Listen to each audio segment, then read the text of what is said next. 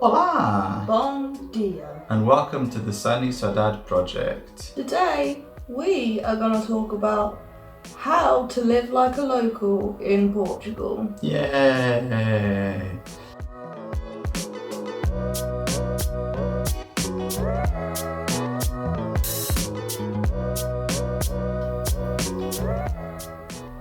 I'm Charlotte and I'm originally from the UK.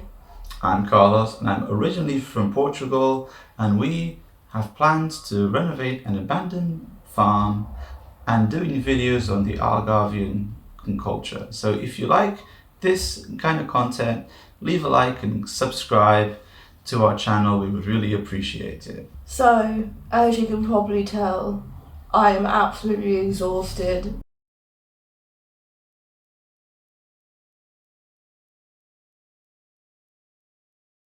Which kind of leads us on to our first point. Of living like a local. You're never going to sleep again. You are now nocturnal, especially in the summer. There is a reason why Portugal and Spain are known for countries for this afternoon siestas, where after lunch, from 1 to 2 o'clock, you will have a nap until 4 or 5 o'clock.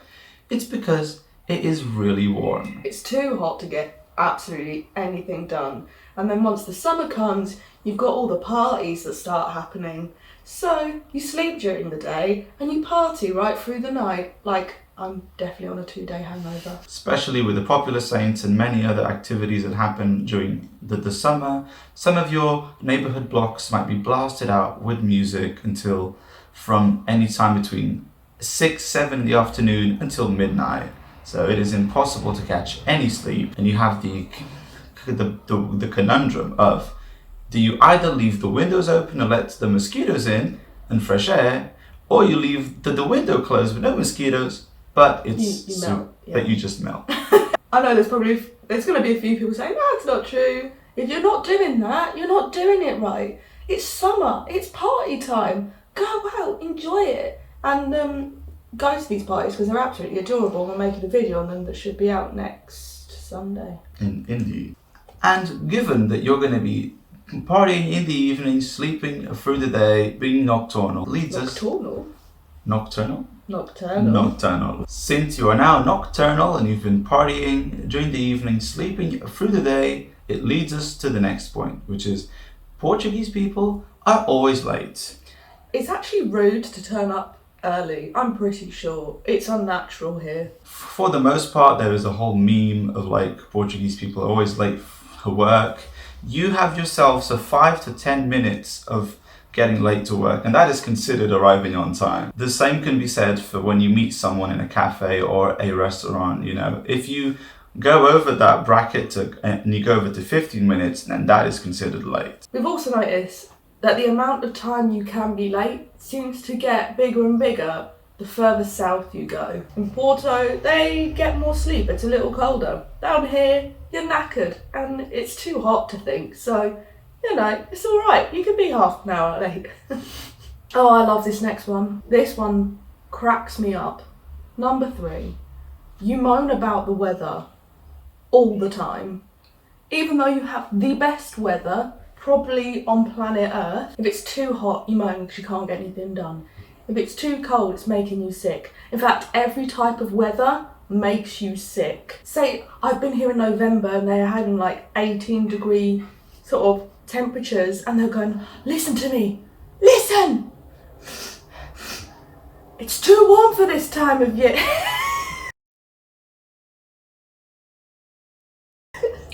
It's a whole thing. Especially in the Algarve, right? Because you can have evenings where it's like 23 degrees and it can be 30 degrees during the day, and that's a massive difference when you go from being super hot to cold at 23 degrees. These right? are excuses. He's Portuguese, okay? Ignore him. You have the best weather in the world. You have no right. I'm just saying, okay? If there's more than a 5-degree gap in temperature, you will feel it and you will moan, okay?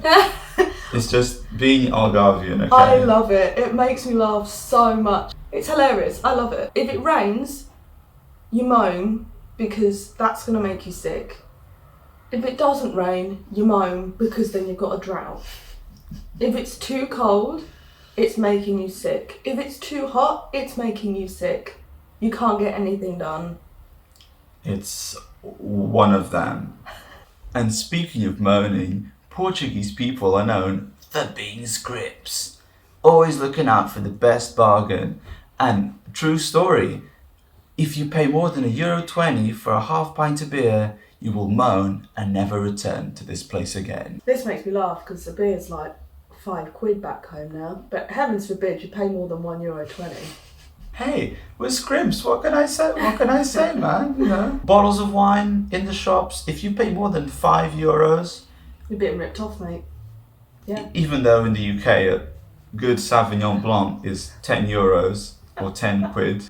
Any more than €3 for a bifana, you will never return. You will swear them off. That is taking the mick. More than €3? Absolutely not. We actually invented a system of sending a text message to someone and that person paying for it who received the text message. That's how scrimp we are. And whenever you go to the markets, if you're not haggling, you ain't doing it right. Honestly, like, don't pay full price. Be like charming and then also sneaky at the same time. You have to mess around, be like, come on, man, that's too expensive. You know, €4 a kilo. Come on, I've been coming here the whole week, whole weekend. Just give us $3.50. You know, it's like, I'll go on then. We got a way of getting a free beer in a festival. I said, oh come on, we've been coming here a few times. You know, I said, okay, I'll just charge you for one. You know, so it does work.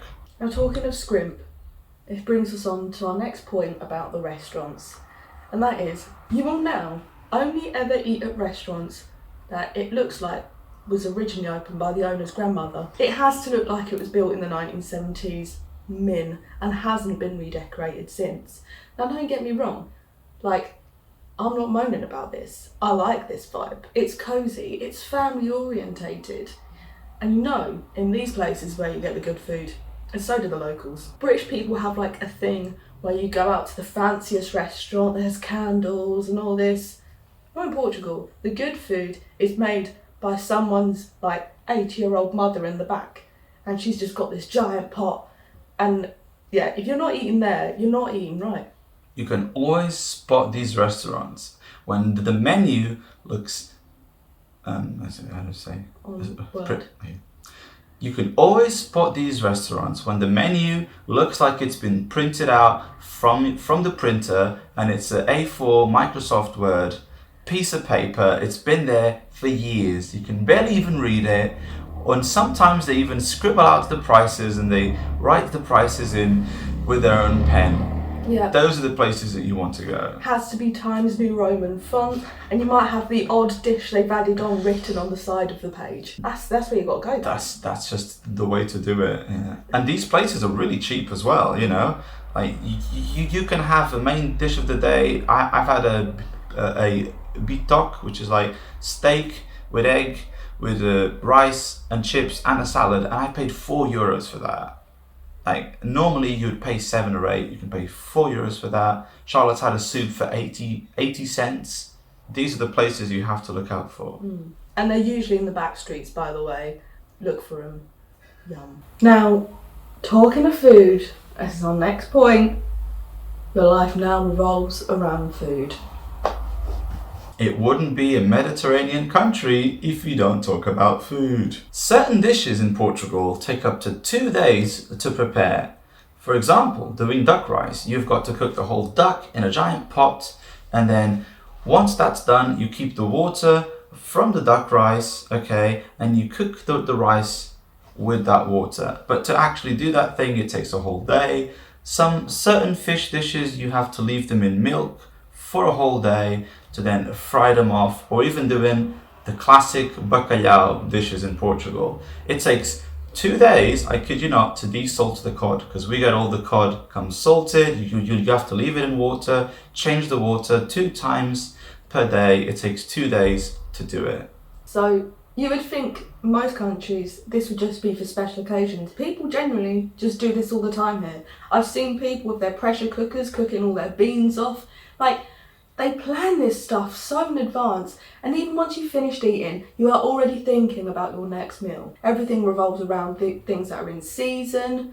The markets, it's really rare to get stuff that isn't in season. People know what's coming up, what season it is. It's currently cherry season and everyone is going mad for it. And apricots as well. Oh, and apricots. Apricots are here. Apricots. Apricot? Apricots. Apricots. Chorizo is now your life. And yes, I said chorizo, not chorizo. Remember that, people from the UK. I swear to God. The comments I had before about the way I pronounce that word, learn it quick. It's worse than insulting someone in Portugal if you can't say chorizo and not chorizo. Yeah, honestly, they argue that they're different things. I don't know if they necessarily are, but one claims they invented it, the other... Just don't mix up Spain culture ever with Portuguese, you will get murdered. Olive oil is now your blood. If you are not consuming literally hundreds of milliliters of olive oil a day. You should know if you're consuming a lot of it when a bottle of olive oil finishes in about a week or a week and a half. And normally you buy 2 bottles of olive oil. One to use to cook things off, the other one for seasoning salads and seasoning things. You have to get your olive oils right, guys. And it should be the one with the big chicken on it.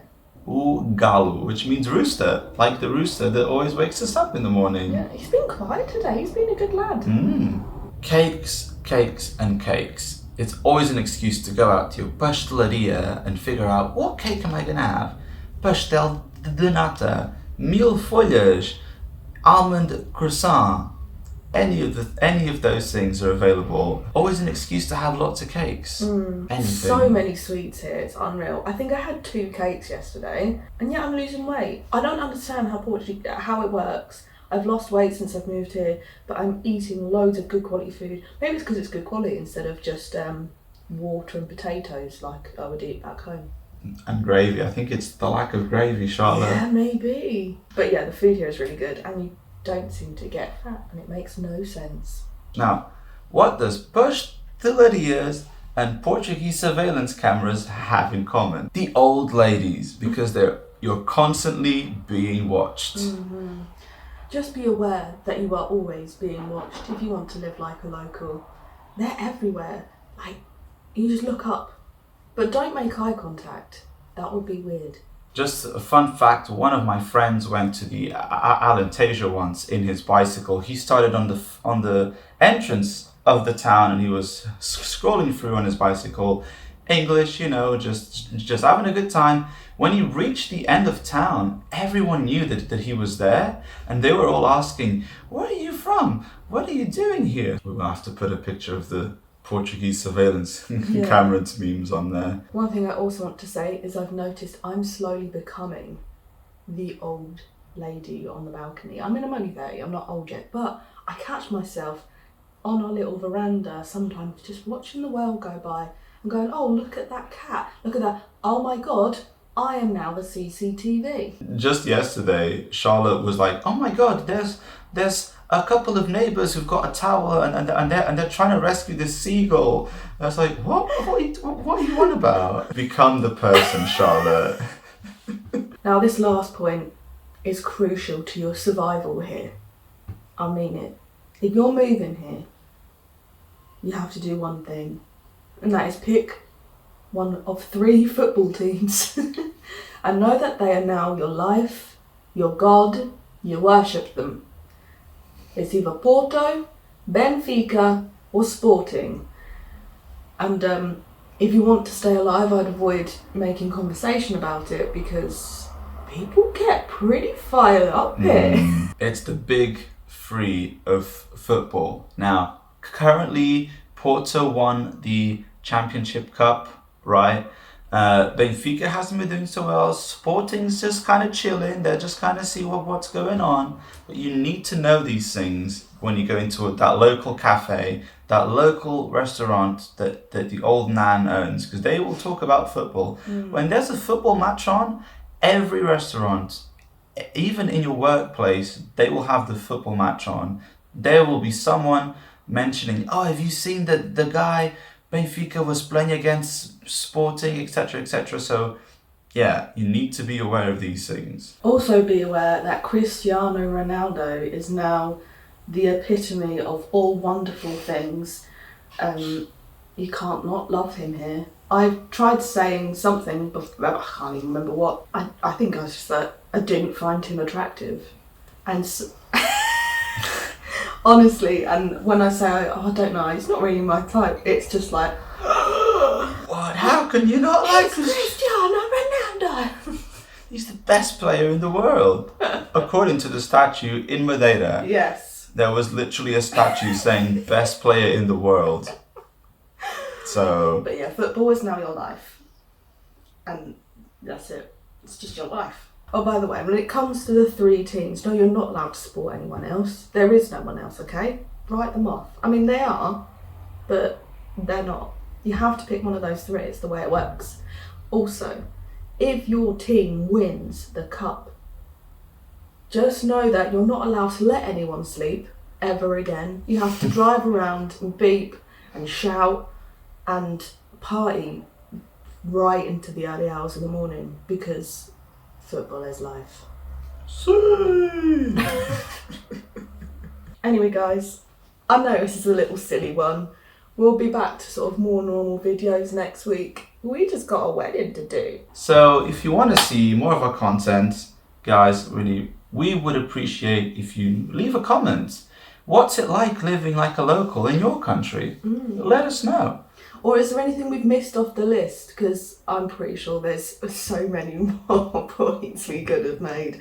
But yeah, this is a little fun one for you this week. Anyway. Tchauzinho. Yes, muito obrigado, tchauzinho.